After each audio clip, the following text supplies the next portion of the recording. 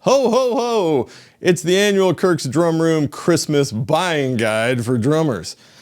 This year I'm going to try to aim this towards stocking stuffers because I know there's a lot, finances are crazy right now for everybody involved. So this is, hey, some things we need as drummers and that can fit in a stocking and doesn't break the bank. That's the goal.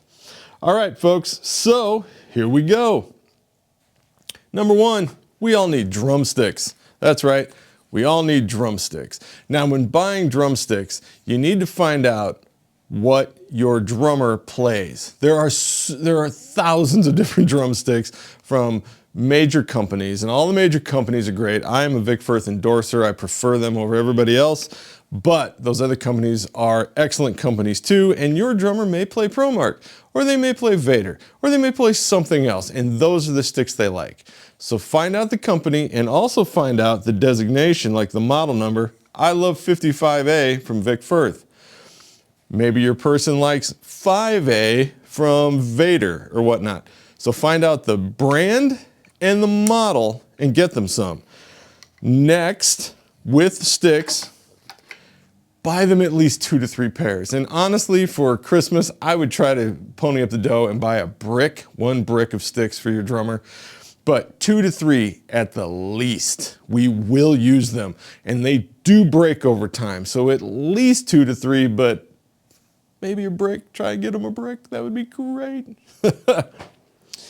Next, hey, we got to put them in something, right?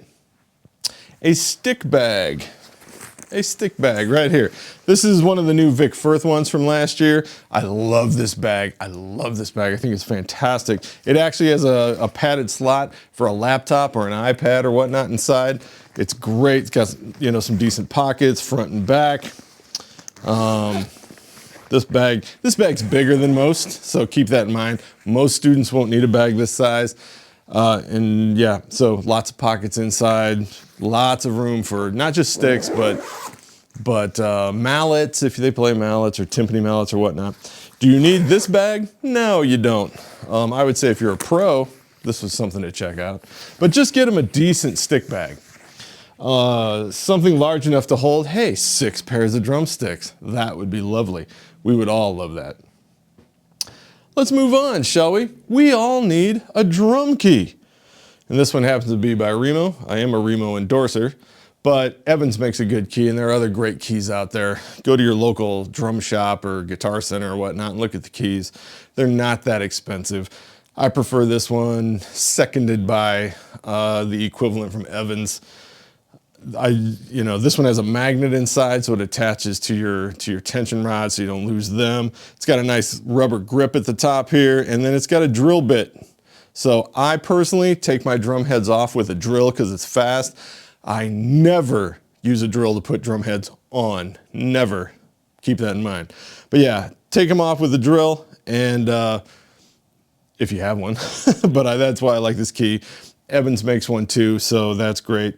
So drum key, not expensive, obviously fits in a stocking, right? I think so. Next up, let's talk about muffling. You play drum set, you might need to muffle something. I just got this thing a couple weeks ago. It's called the Snare Weight. This happens to be the M80. Got this at the Percussive Arts Society International Convention.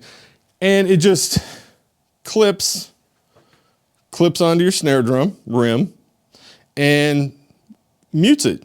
You know, helps the tone of the drum. Do you want it muted heavily?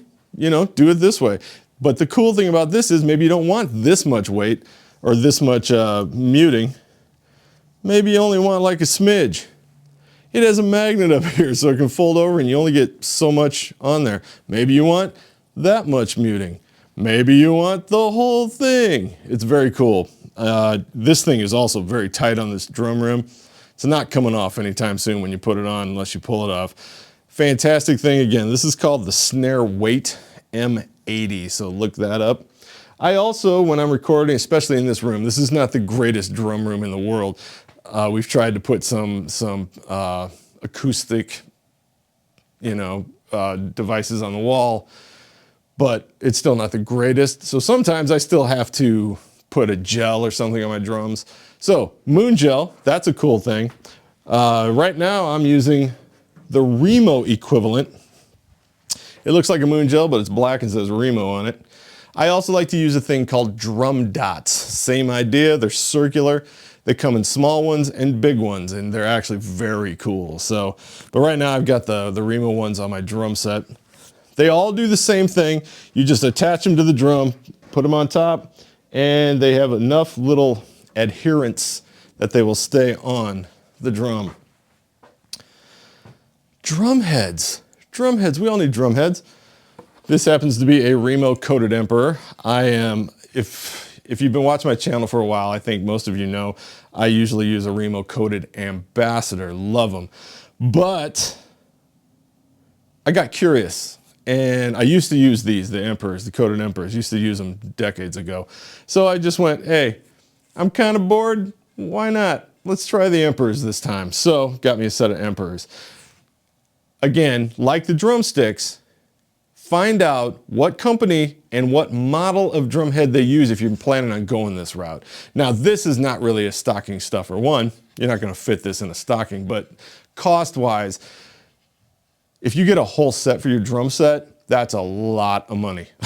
So keep that in mind, but I always like to put a drum head on there. Maybe get them a snare drum head, because we run through snare drum heads way faster than anything else in the kit, that and bass drum heads. Tom heads, they last a while. But yeah, see if they need a snare drum head. See if they need a bass drum head. It's not that expensive when you only have to buy 2. Drum pads, drum pads.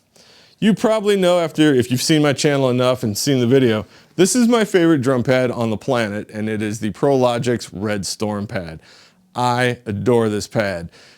It's not for everybody, but it is for me. ProLogix makes great drum pads. So this is the Red Storm. There's a harder one, and it's green. I can't remember what exactly the green's called. There's a blue one, which is softer than this, and then there's a black one, which is crazy soft. Really, you have to really work your fingers and build up your chops for it. So, but I'm a big fan of ProLogix. I'm also a big fan of the hard hitter pads from Vic Firth. You might check out my 2 videos on the 2 hard hitter pads. Those are also fantastic pads, made incredibly well. So check those out. And for the pad, last of the pads, Moon Gel. You heard me talk about it for the drum set, for the little sound dampeners. This is the Moon Gel pad. Not sure what's in this thing, but this thing eats drumsticks. If you want to get your chops up and you're not afraid to struggle a bit, get this Moon Gel pad. It is super cool. Now they make this one, they make another one that's 2-sided, I believe. This one's 1-sided, and you can put it on a cymbal stand and practice on it. Screws down. But definitely, if you want to work a little bit and really nail your chops, get the Moon Gel pad. This thing's solid. But there are so many other pads. There are gobs of pads. So see if your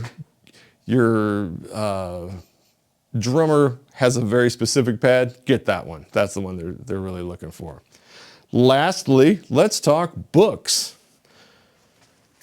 Books that they might be able to use. So, stick control. Now, granted, you might want to have a teacher go through this with you, or if you already know how to read music, because all of these are reading music books, you know, keep that in mind too. If you just give this to a beginner and they open it up, your beginner's going to go, what is this? And they'll probably throw it away.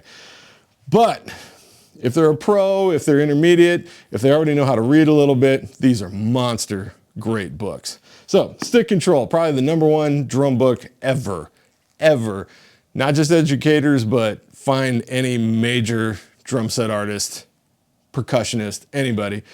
This is their jam. This gets your sticks moving all kinds of ways. So, Stick Control, everybody should have this. Some of you pros are probably looking at that going, Russman, you've never opened that book. It looks brand new. That's because it is brand new. My copy is over 35 years old, and it is beat up. All right, so I didn't want to put that on the video. Maybe that would have been fun. It's missing a corner, and I mean, it is beat up. So, but anyway, Stick Control, grab that one. Next super huge one you should have, Ted Reed's Syncopation. This book is a monster book to get your chops together on drum set for coordination. It's a lot of just great, you know, play some jazz ride patterns and then have your snare drum play this thing underneath it type of thing. This is in the modern, along with that last one, this is in Modern Drummer's top drum books of all time. Ted Reed's Syncopation, definitely hard. This is more advanced, upper intermediate and beyond, but a great book, a great book.